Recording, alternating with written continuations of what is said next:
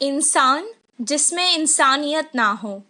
एक बार एक बहुत खूबसूरत जंगल हुआ करता था।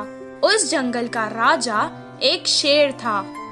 वो जंगल के हर जानवर को अपने बच्चों की तरह ही देखता था और इसी तरह सभी जानवर एक साथ मिलजुल कर रहते थे।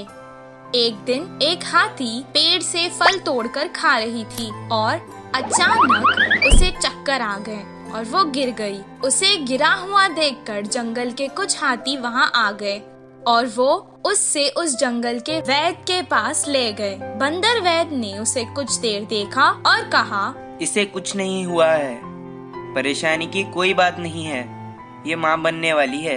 ये खुशखबरी सुनकर जंगल के सभी जानवर खुशी मनाने लगे। गधे ने हाथी से कहा, अरे वाह, अब बस आराम करना और मेरी तरह भारी चीजें मत उठाना। हिरन ने भी कहा, तुम मेरी तरह कूदा मत करो, आराम से चलो। मंत्री लोमनी ने कहा, मेरी तरह जो मिले वो मत खाना, अच्छा खाना खाओ। कौवे ने कहा, तुम्हें अगर कुछ भी चाहिए तो मुझे आवाज दे देना। ये सब सुनकर राजा ने कहा, हमारे हाथी मित्र की अब हम सबको ही मिलकर देखभाल करनी चाहिए। जंगल के सभी जानवरों का ये स्नेह उसकी तरफ देखकर हाथी को बहुत खुशी हुई। हर कोई उसका ख्याल रखने लगा। उसके पेट से वो बच्चा भी सब देखता था और खुश होता था। एक दिन उस मासूम को प्यास लग रही थी। माँ, मुझे बहुत प्यास लग रही है, पानी पी लो ना।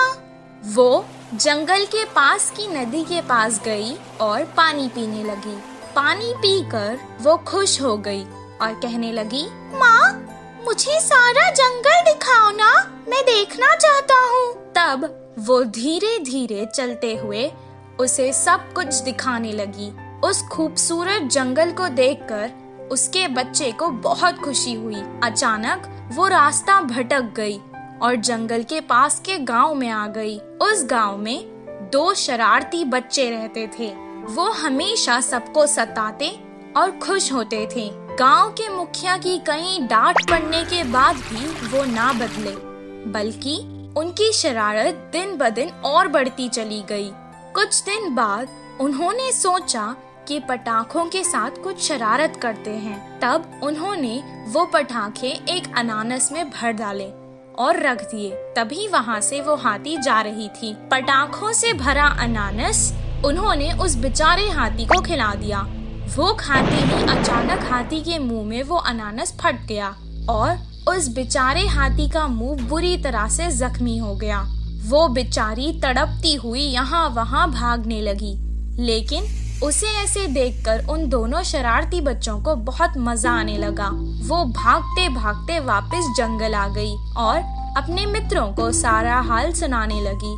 वो सब एक जगह जमा होकर बहुत दुखी हो गए। उसे सुनकर बंदर ने कहा, ये बहुत गंभीर समस्या है, इसका इलाज मेरे पास नहीं है। कुछ देर बाद हाथी का बच्चा माँ से कहने लगा, माँ, काफी देर हो चुकी है, मुझे भूख लग रही है, कुछ खाने को दो ना। बेचारी मुंह जख्मी होने के कारण ना खुद कुछ खा पा रही थी और ना अपने भूखे बच्चे को कुछ खिला पा रही थी। वो वापस नदी में गई और पानी से ही अपने बच्चे की भूख मिटाना चाहती थी। कुछ देर पानी पीने के बाद उसने अपने मासूम बच्चे से रोते हुए कहा, बेटा, मुझे माफ कर देना, मैं तुम्हें इस जालिम दुनिया में नहीं आने दूंगी। इतना कहकर उसने अपनी जान दे दी। हाथी की मृत्यु देखकर जंगल के सभी जानवर दुखी हो गए और उस घटना के बाद कभी कोई उस जंगल से बाहर नहीं गया। इस कहानी से हमें ये शिक्षा मिलती है कि जिस इंसान में इंसानियत ना हो वो